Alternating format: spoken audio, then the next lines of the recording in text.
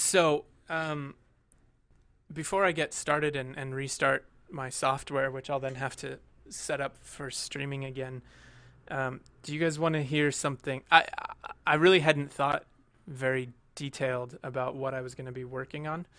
Um, any suggestions?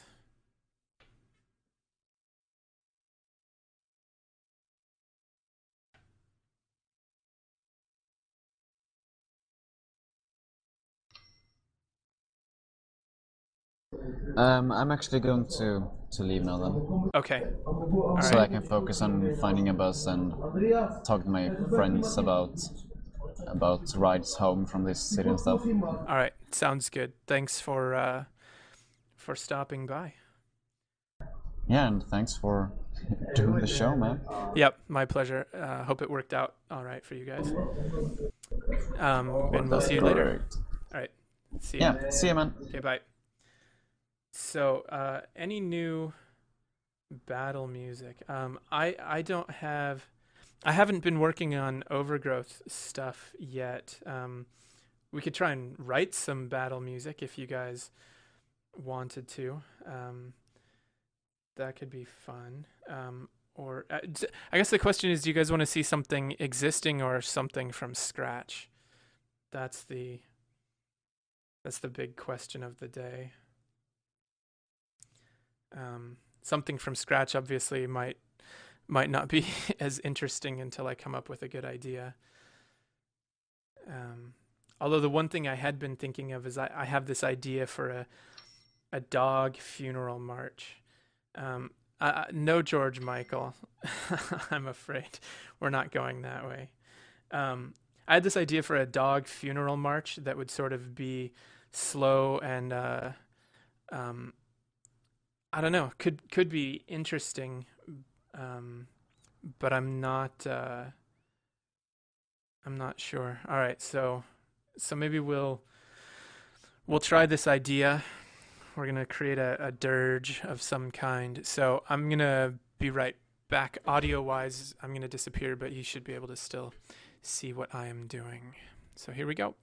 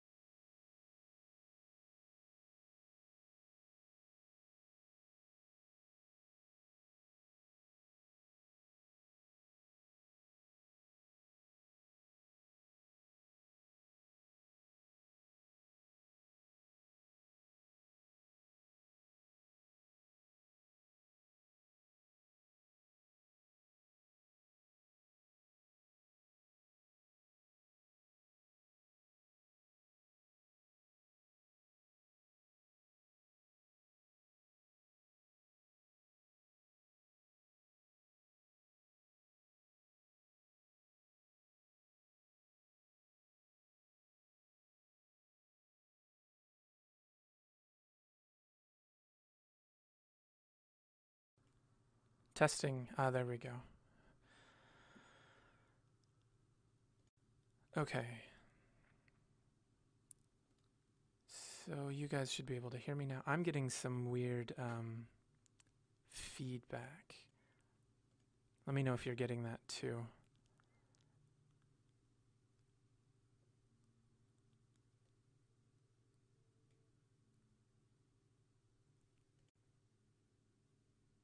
Is the audio back on?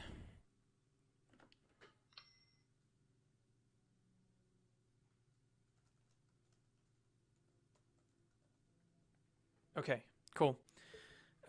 Glad that I am back.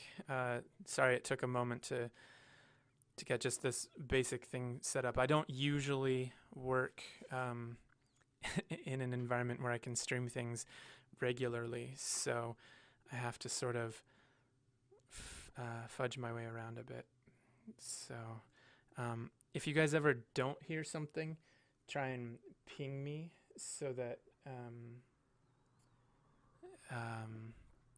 so that I will know that you can't hear anything. But let me know. You should be able to hear like piano now,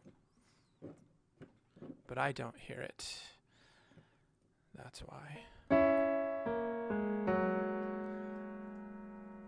Yes. Okay. So we should have piano.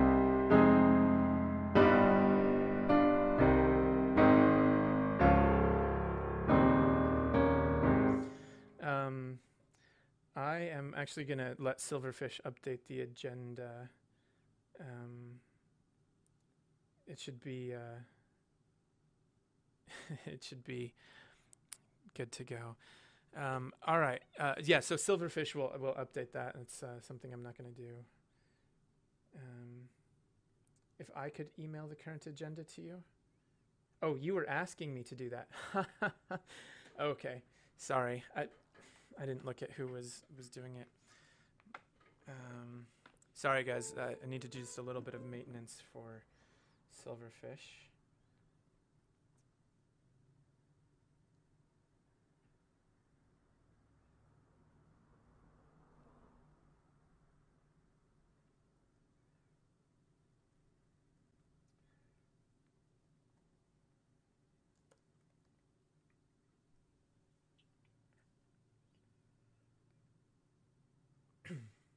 Sorry, guys. I know I'm not being the most exciting yet. Still trying to figure stuff out. Yeah, I can email you that stuff when I'm done, Silverfish. So.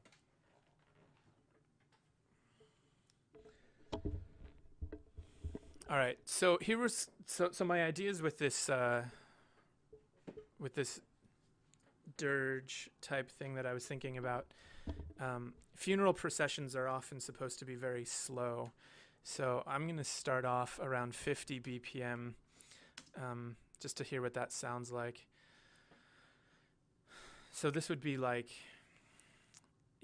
trudging, not trudging, but sort of walking along at a slow pace. This is the piano you hear right now is Ivory, and it's pretty good. Although I also have the East West Quantum Leap pianos, which are very cool. So I actually think 50 is going to be too fast. We're going to try a little bit slower.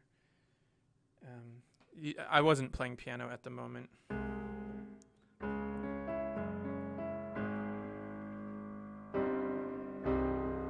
So I think this is probably a better. The funeral procession should almost be so slow that it's uncomfortable, almost as you're. It's a little bit mourning, and so my idea that it's a dog processional that for the most part, the dogs that we've heard about in the game have been loyal to their clan, but they're also sort of simple. They don't believe in high tech machinery. So I get the feeling that there should be sort of simple drums and percussion, almost like bodies and grunts. I was thinking of maybe finding some rocks to bang together, so we might have to get to that again in a little bit. And yeah. So I'm gonna actually grab a frame drum from across the room. I think I'm gonna start by recording just simple quarter notes with that. I'll be right back.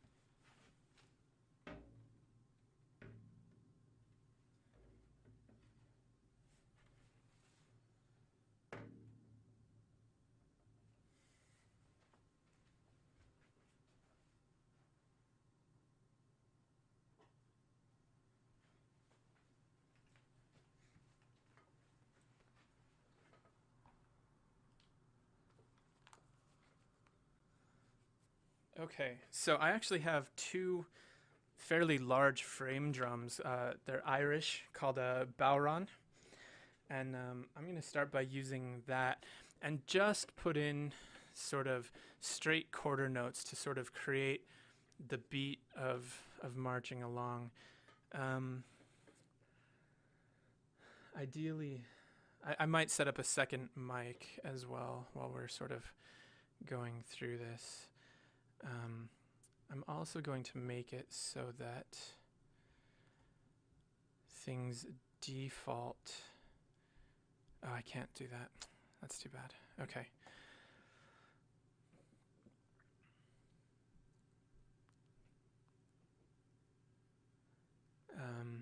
Yeah, so we will set up two mics.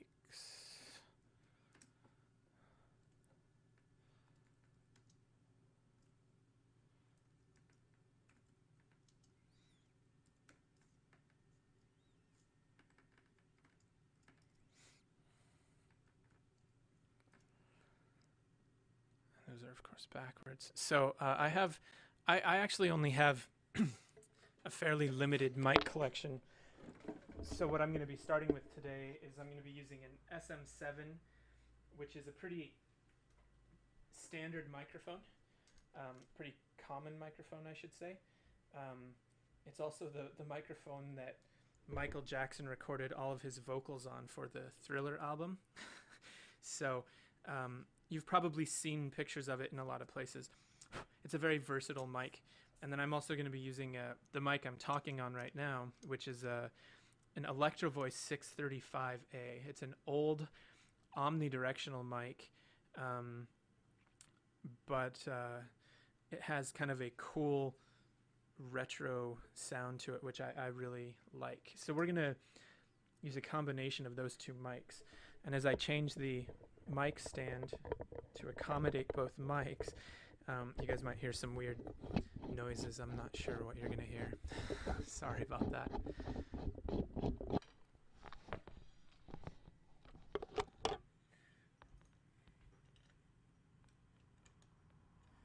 Normally in a recording session, this would all be set up before people arrive, of course.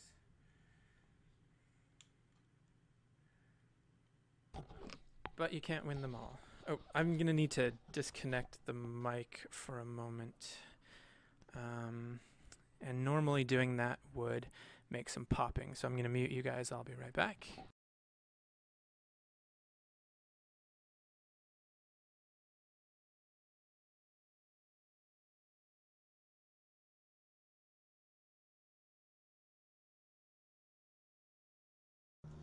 Okay, and we should be back with that mic.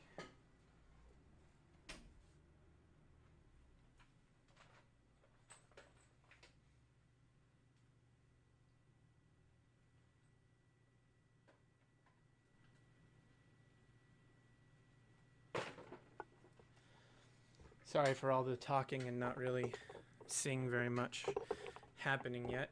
It's one of the downsides, I guess, to not using digital instruments. I suppose I could just use some samples and just get going that way. But I like using real instruments when I can. So, test. Alright, so we see that there's two mics. There's a 635A and the SM7, which is a little soft.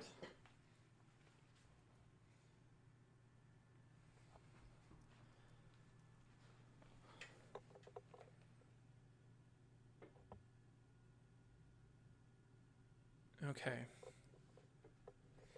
So we should now be able to hear some Bowron. And this is a particularly large one. It's about 2 feet in diameter, so it has a nice low tone. And we're just going to try and add some quarter notes.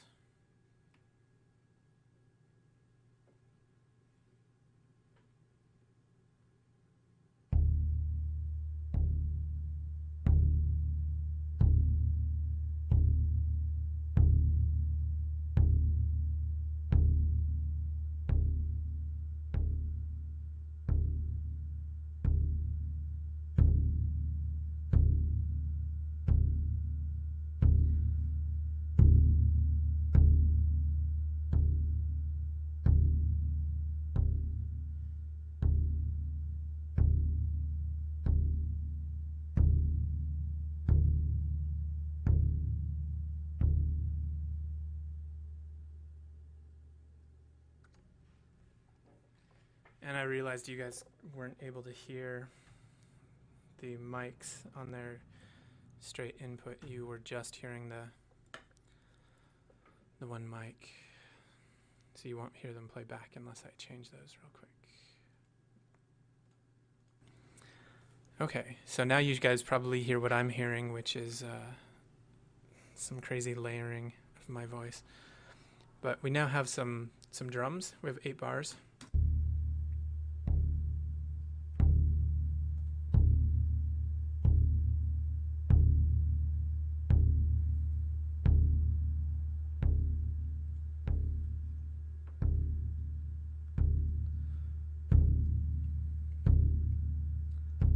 We're just going to listen to what the two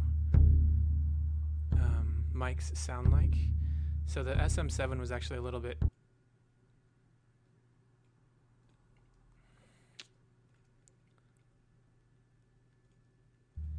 soft. Yes, I said the SM7 was a little bit soft, but I don't think you guys heard me.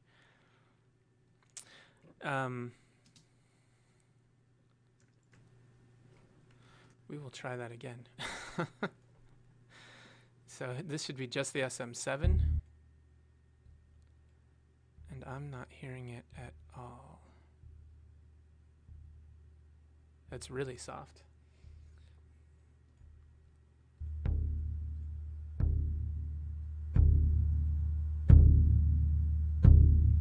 Although I am happy with the sound of that second microphone, so it's probably going to be enough. In a lot of situations where I need to make the drums really big, I would often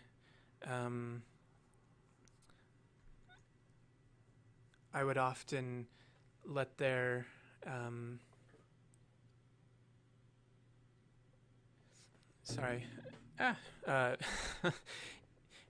to make the drums large, I would often put them in a very large reverb setting. But in this case, we're going to be outdoors, and so reverb and reflections are probably not the most appropriate element, because I don't think you want to have an indoor funeral march. It could, in theory, go through a cave, but that would be, a canyon, but that would be something we add later.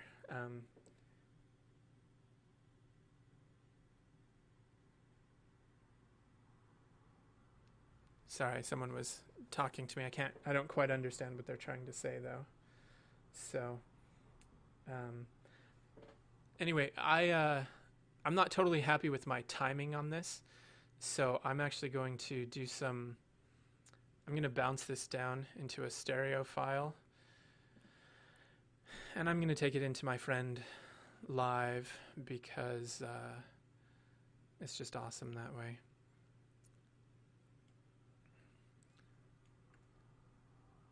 and I'll use that to sort of correct myself. And then if we decide that the tempo is too slow, it will allow us to change it. So I'm going to give myself just one beat so I know the timing.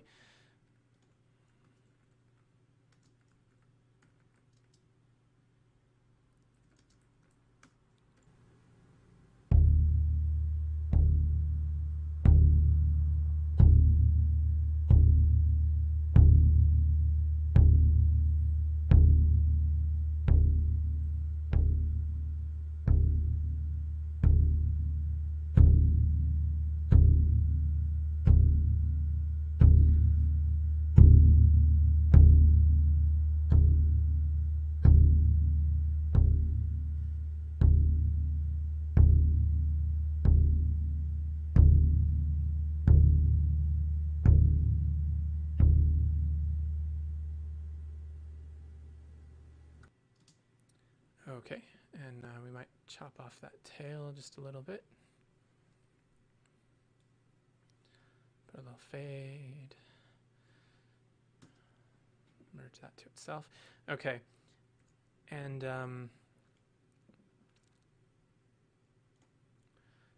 so we will now export that.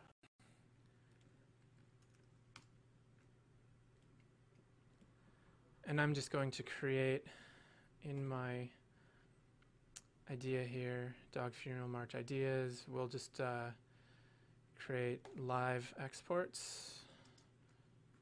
So I have a place to put anything I put in live, which I don't usually, I like human performances whenever I can get them.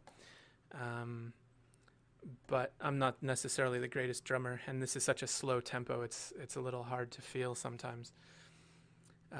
And so you have to set up an aux to use. I'm going to use live on what's called rewire mode. So it's going to play in through a channel right here called live. So when I open it up, you'll see that it opens in as a rewire slave. So now if I play one program, the other one will play at the same time. And you'll notice that this one is set to 45 BPM. This is Digital Performer, and when I flip over to live, it's also set to 45 BPM. And now I just grab my file right here. I'm going to drop it in place. We actually set it so that there's one beat beforehand, but it thinks it's actually twice.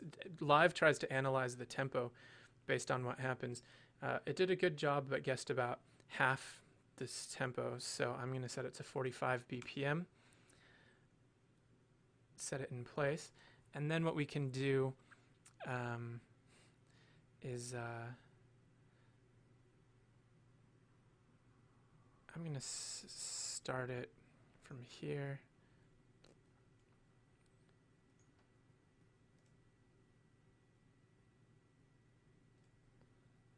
And of course it ruined my tempo. We're at 45, right? So we'll still keep it one beat, and then we'll loop 8 bars of this so that we can just kind of keep it going. And then if we later on we decide that we really want to do more, if we want to change things up, we can do that. But for now we have 8 bars of individual hits, and I will now do what they call quantizing, and I'm just going to quantize in it. I like to quantize to the current grid whenever possible. I like to be zoomed out as much as possible, and then when I quantize, I'm mostly getting hits on the beats. I actually don't like that it's trying to there's some reverberation that it thinks are transients, so I'm going to go ahead and remove all of those so that it's really only assigning the beat. And so now when we listen with our click, we'll see that it's really perfectly in time now with very minimal amount of change to the audio. in this case, I might actually... Oh, you guys probably can't hear the click. Oh, I didn't think about that. I'm guessing that it would be useful for you to hear the click, so I will set that up as well.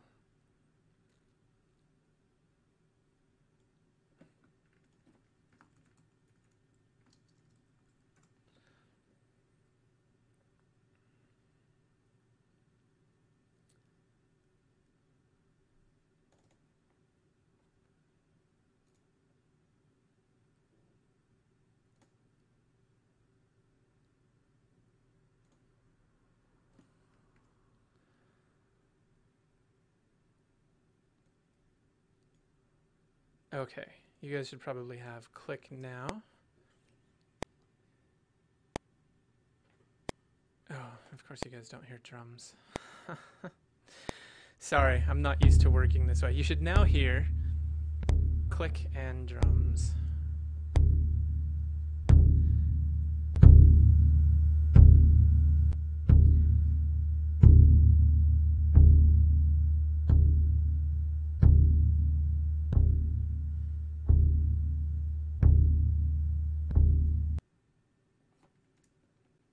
Oh.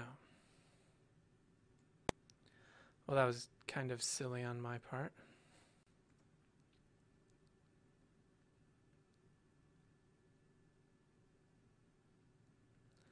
Okay, can you guys still hear me? I think I messed something up. I just want to make sure. You should now hear both click and drums.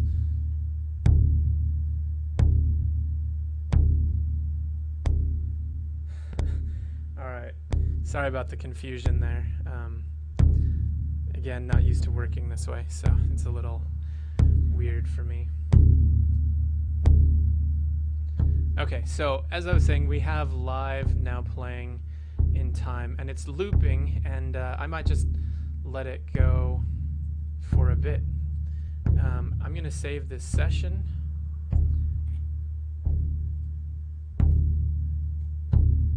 And what I always like to do is I like to save it in the same folder with the same name, -LV, so I know it's a live session. And then in Digital Performer, they have this kind of cool thing called a clipping. And a clipping lets me link any object anywhere on the computer into it. So what I can do is I can actually take my live session file and drop it in here. And now whenever I open the Digital Performer project, I can just double click on this session right here and it will open the live file without seeking it. So that's always convenient little trick I like to use. Okay. I turned the click off now. The click is probably relatively quiet. But ideally the click will be something that we don't want to hear too much anyway, so it'll come on and off as we go. I think what we want now is we actually want a second layer of Bowron. So I'm going to use a smaller Bowron now.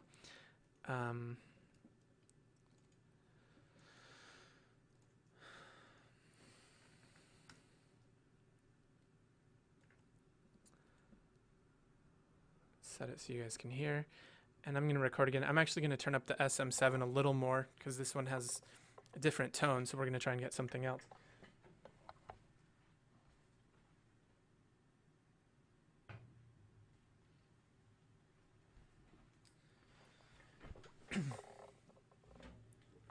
So our second Bowron.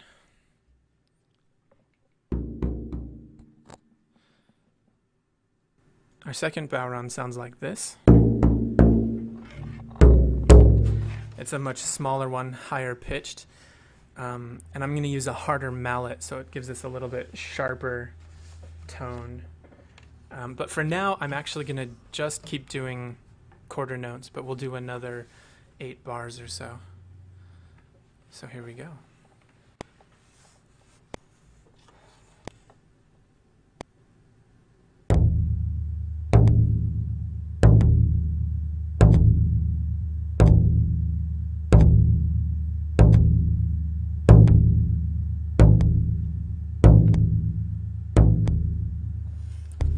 and I'm sucking this up.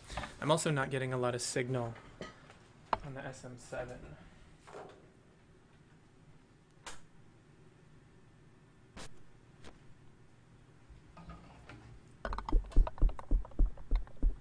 That looks better. We'll try this again.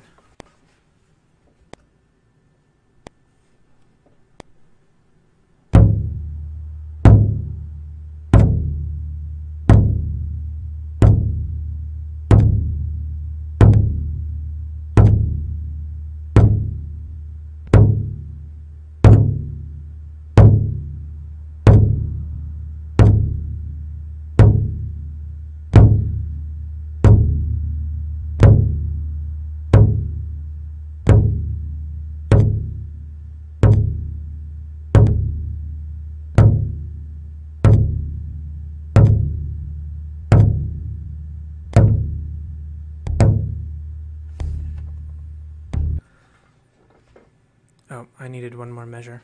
Oh well, that's actually not going to be a terrible thing, because what will happen is that if I loop it at 7 bars and the other one at 8 bars, we can actually get multiple variations happening, so that it's never quite the same layers. It'll kind of help create a little bit of interest, I think. So now we will go ahead and do the same thing. I'm gonna take it into live, combine it down. Obviously, my timing was a little bit worse this time around.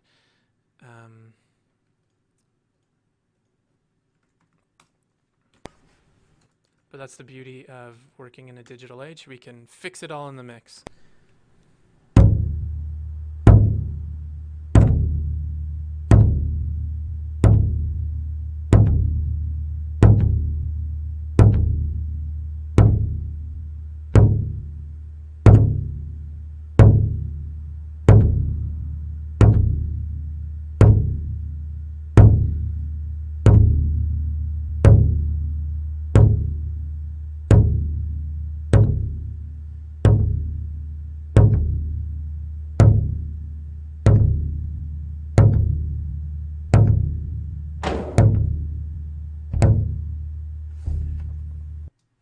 My drum fell over. Luckily, that wasn't going into the recording.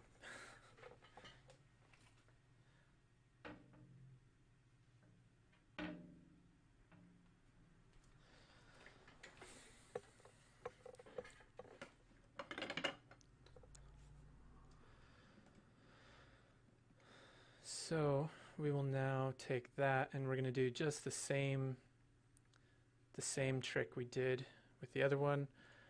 We're going to export it into my little live folder. And I'm not happy with this setting. That's a better setting. It's just a little faster.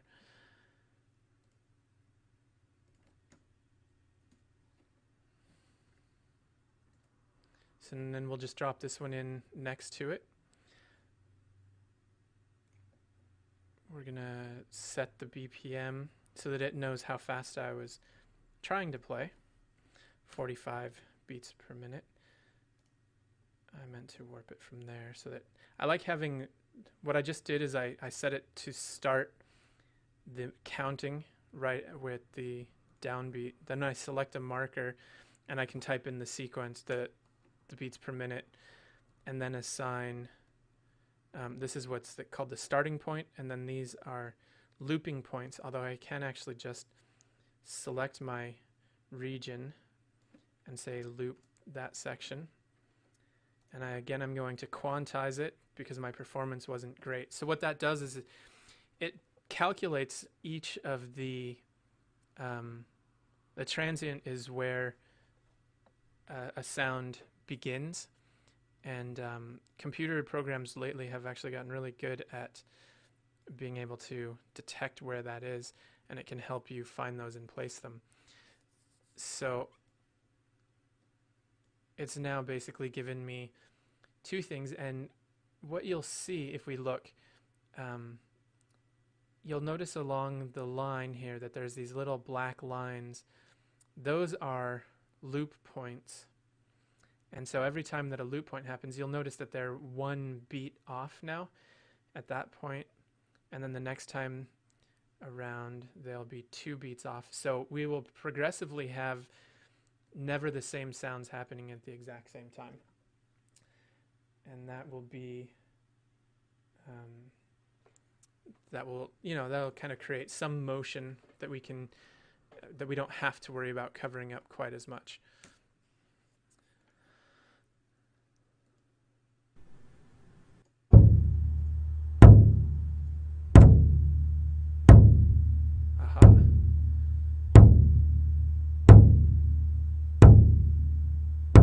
Something was still off.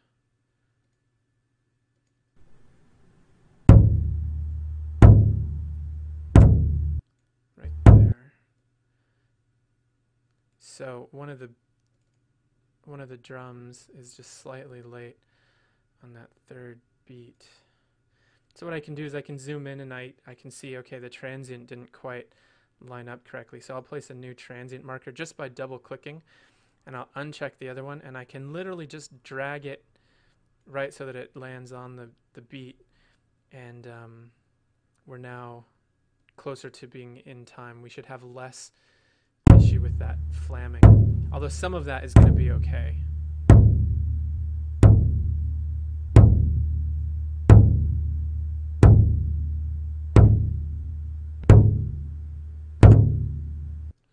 There's another one that's kind of weird. The first Bowron is a little bit early on this beat right here. And again, because transient detection is not a perfect science,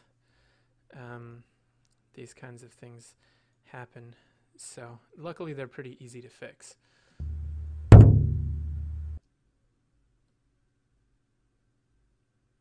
Looks like we actually got some clipping, which is too bad. I probably wasn't watching those details enough. I might have to replace the small Bowron at some point. Although if we change the sound a lot, it may not matter.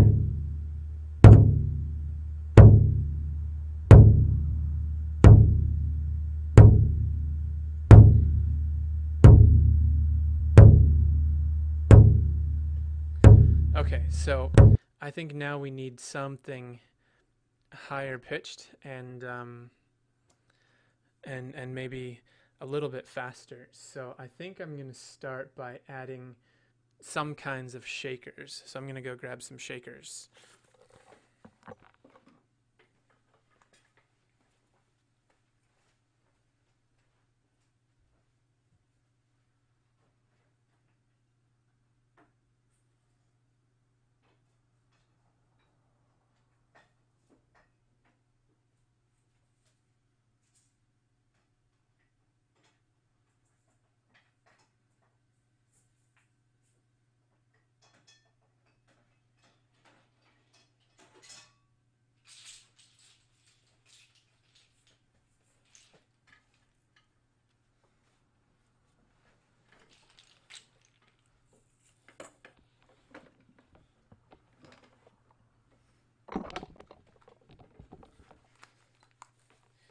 So luckily, shakers are pretty traditional instruments. You could basically take rice or dried beans or anything and put it in something and shake it around, and you have a shaker. So again, with the dogs, we're going to try and get this sort of primitive sound a little bit. So we're just going to add something to sort of help propel the funeral procession as we go along, because that will, I think help us out.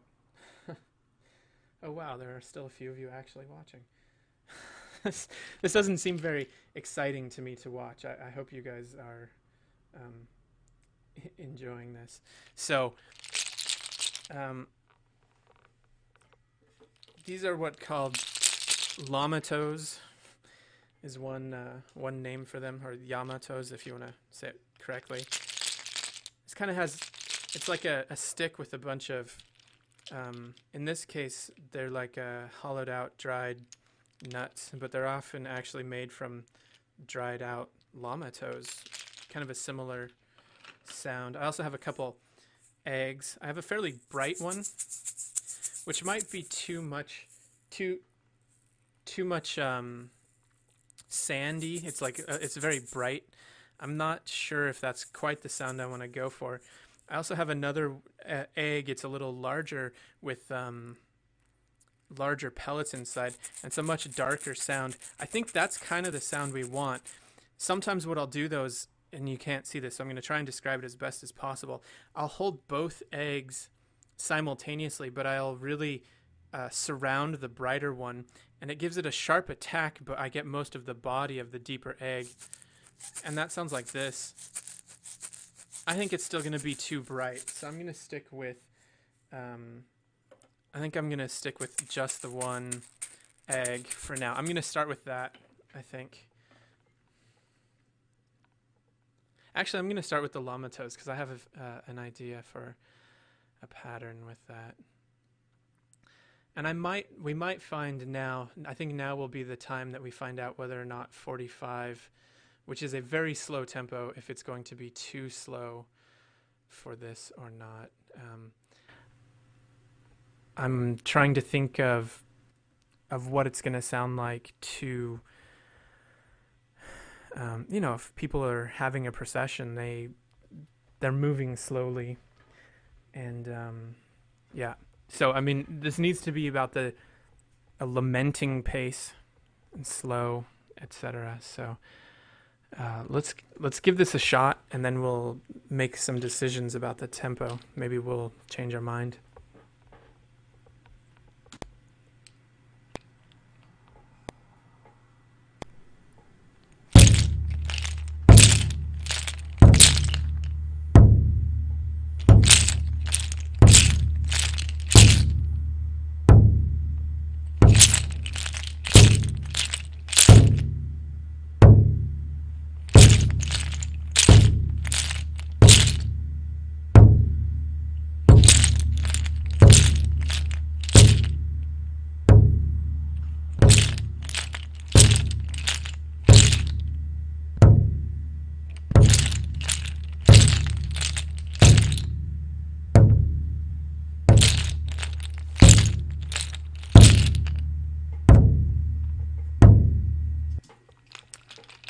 So I'm actually kind of liking the tempo to be,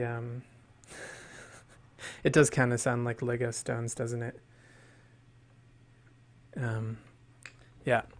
But again, see, the whole point is that it's easy to find shakers in nature, natural situations, or you just put stuff together. That's the I think that's one of the reasons that drums are kind of so cool, is it starts off by just banging a couple things together, and suddenly you have an instrument.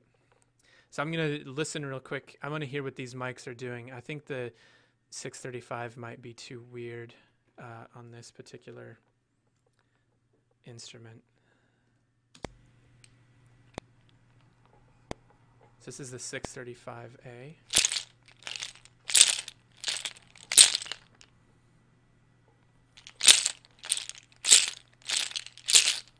And here's the SM7. The SM7's a little darker in this case, actually.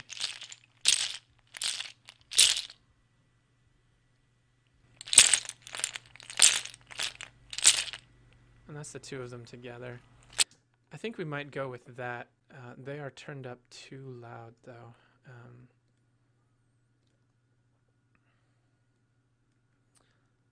So we're going to actually return them back to 0 because we're getting some clipping. That's probably where we were getting it from before.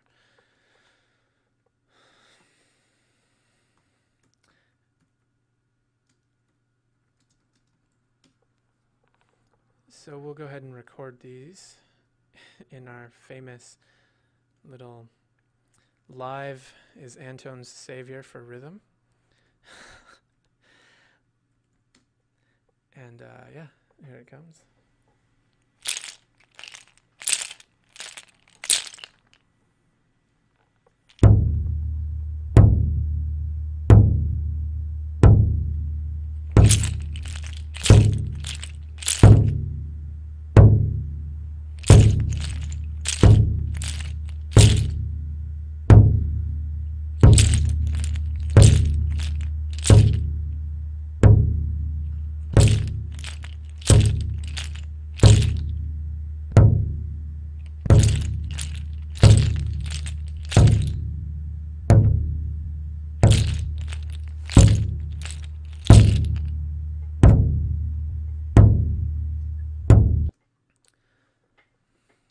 And there we go.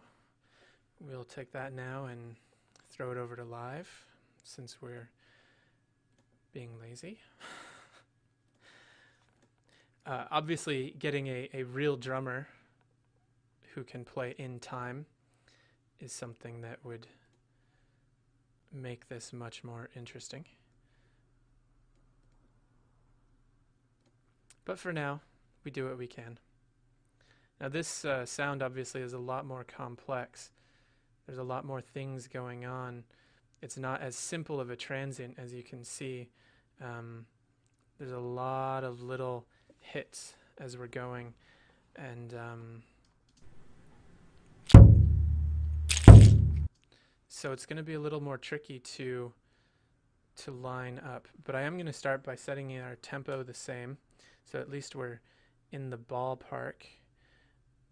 And now when we zoom in, because there's a little emphasis before the actual beat with this sound, and that's just due to the nature of the moving parts.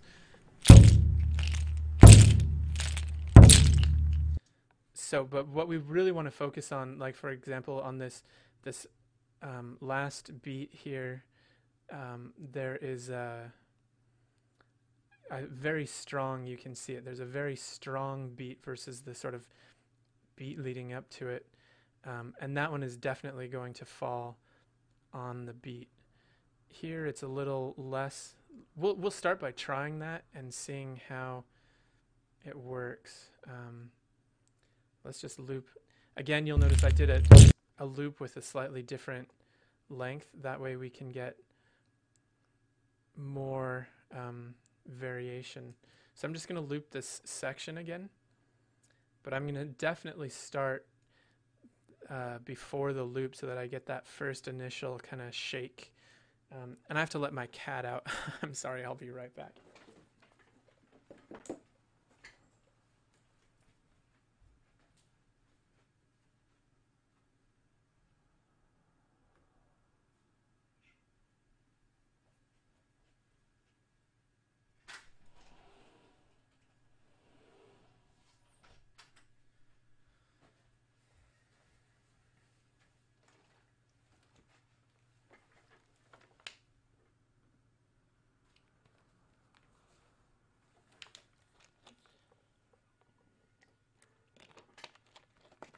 Okay.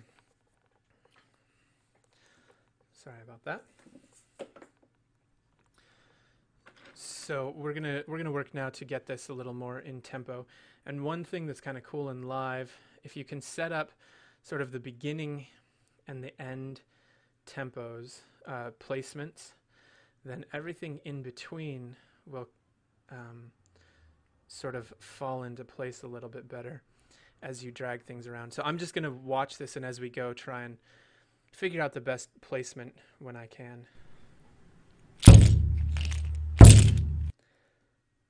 So the question here is there's sort of a flamming cha-chum, cha-chum. Do we want the second part? I think it should actually be the second part. Yep.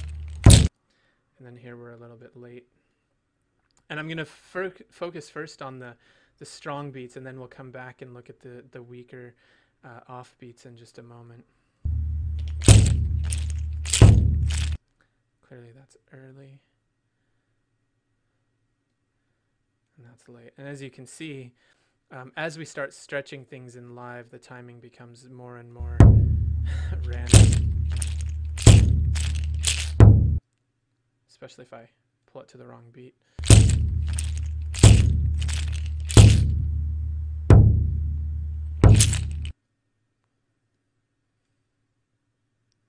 So let's just start by dragging all of these transients. It's actually doing a pretty good job of differentiating which should be the beats and which should not be the beats. So we're going to go ahead and let live do that. Now, if I quantized this with live, I should show you because it can be a little obnoxious. If I selected this whole area and quantized it, I'm quantizing on the grid, but say I was zoomed in a little more, I would start quantizing each and every one of those little dots. And I really don't want that. That's really a lot more stretching than I want to try and do. This is just to help correct my poor timing.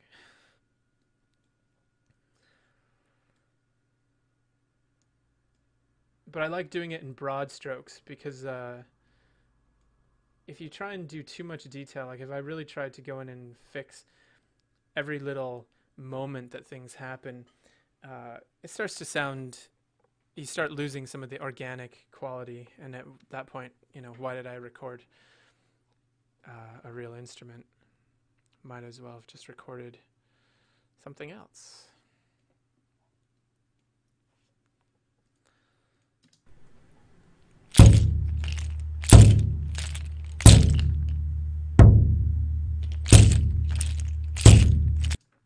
All right, so let's we'll go back. Let's add in one more egg for now, or add in an egg.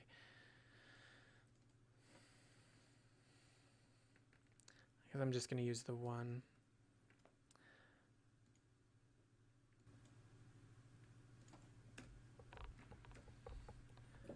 And I'm going to use this one. So here we go.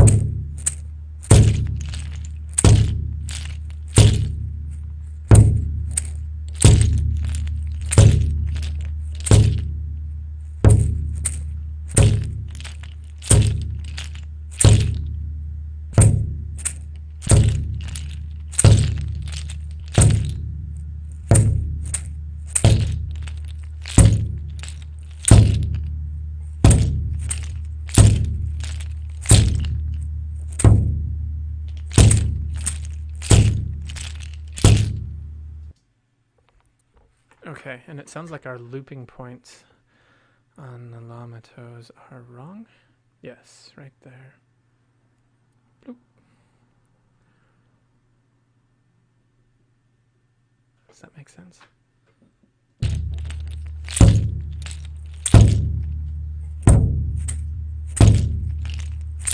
Yeah, they weren't long enough. Okay. So now we will record this in to it. I'm taking two mics and I'm sort of combining them to make a stereo mic a little bit.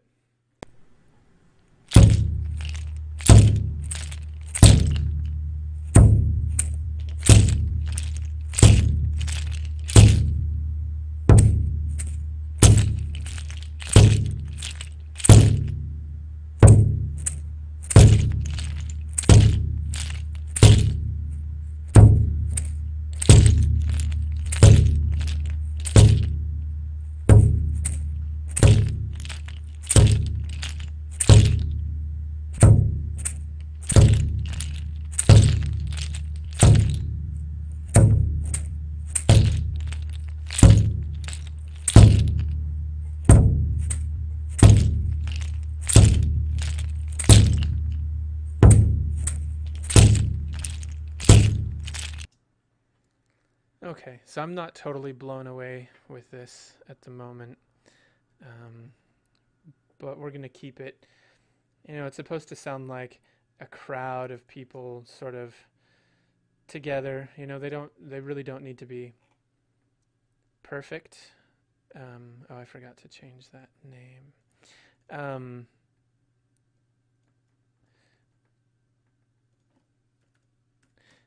when you think about a crowd getting together and doing, having a funeral procession, they really aren't necessarily together. You get a lot of people who are distraught and things. So, um, we might add something in that's a little more random in a bit.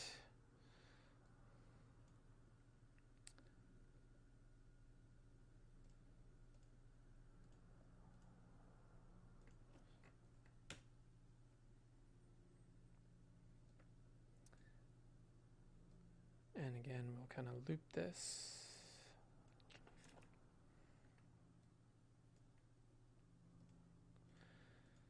Let's go in and kind of fix some of this.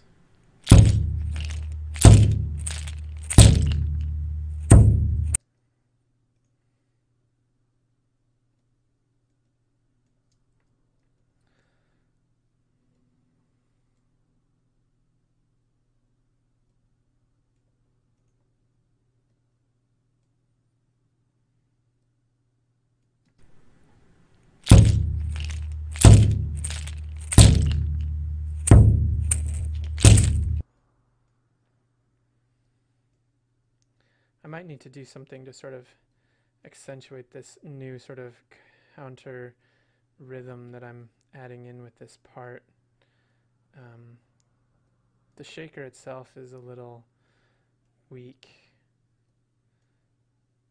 The egg, anyway. So we'll see what happens.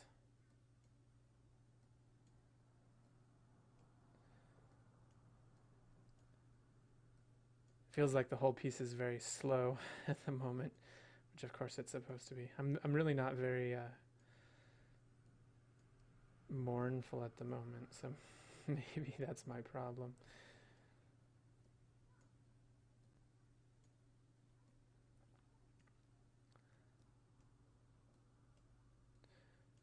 But maybe I think I have enough of a base that we can start adding in some sort of layer on top that's something a little more harmonic. Might be a little more interesting than just working on percussion. Might give us a little bit of a focus for where we want to go. So one of the things that I hear as I was thinking about how I was going to move forward with this idea was to hear the sound of dogs almost howling. I'm not, there's sort of always a layer of, do I really want to add in the dog howling or not? If it's too,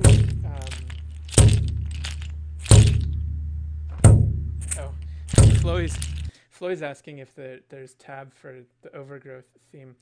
And there actually is on the website. We have an official tab and a piano version. I'll send you a link real quick.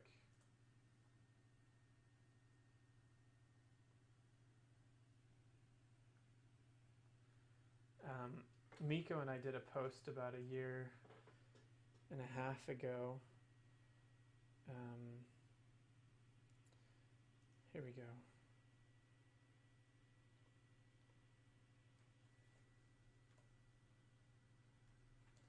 So that link will give you the piano version, and then there's also a link to my guitar arrangement that has actual tab for people that don't read traditional notation, for guitarists anyway. And that's what we listened to, was my performance of it at the end of the OGWeekly.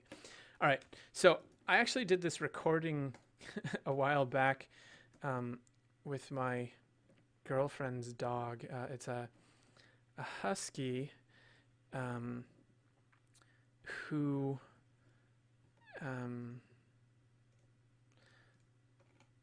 she's a husky, and she when she was very happy, she made these kind of whining noises. So I'm gonna try and pull these in, and maybe we'll use that as a starting point. I'm going to have to audition these somehow so that you guys can hear them. I guess I will just drop them in and we'll see what happens.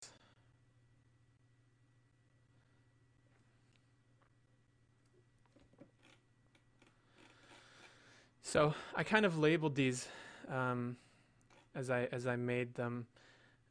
I had this idea that I was going to try and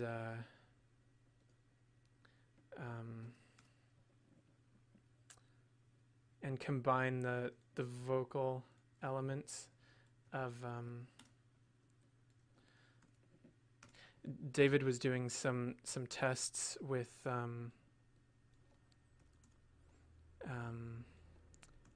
voice acting, and I thought that it might be cool to try and layer the voice acting with some actual live dog sounds and stuff. So these were some things that I was trying, and you know, maybe they'll work for some music also. I'm just trying to get them all sort of near the beginning so that we can hear them.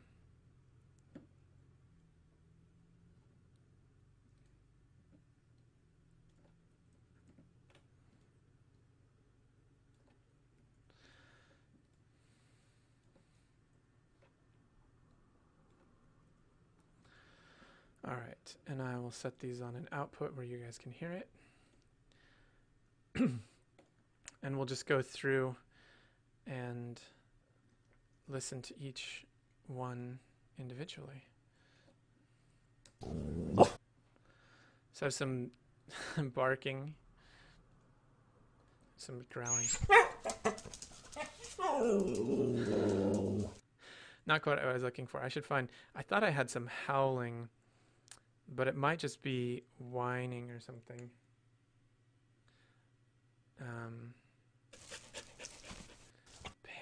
I didn't mean panting. Bark, howl, and growl. That sounds like what we want, right?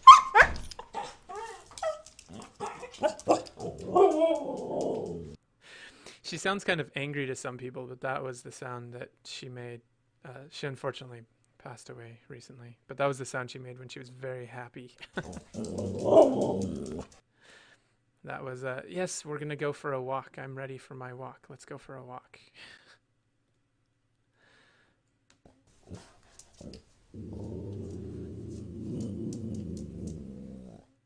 Unfortunately, these are not really quite... They're cool sounds. I still like them, but they're not quite what I was hoping for.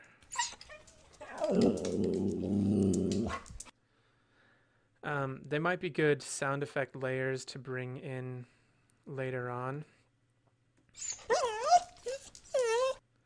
You know, things like that might be good, but I think that those will just be accents. So I'm going to take all of those and I'm going to group them in a folder.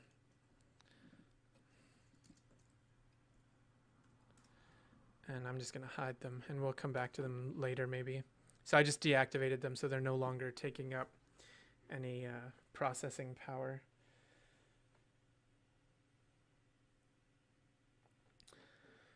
So I guess I need to start thinking about what kind of melodic element we would go for.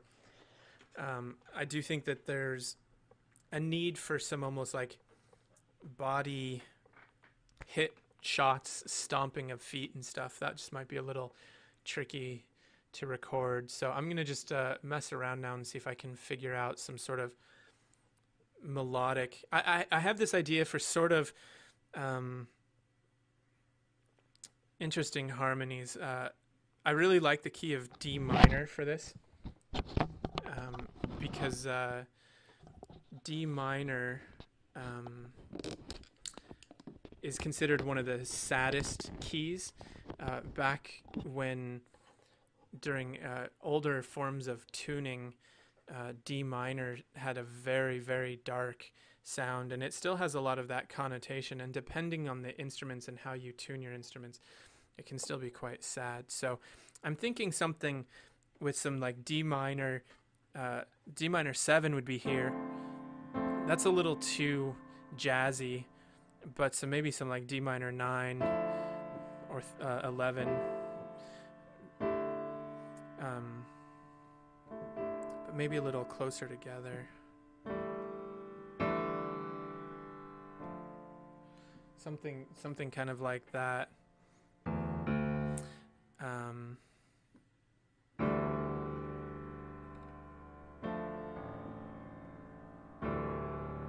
I don't know. I'm not blown away yet.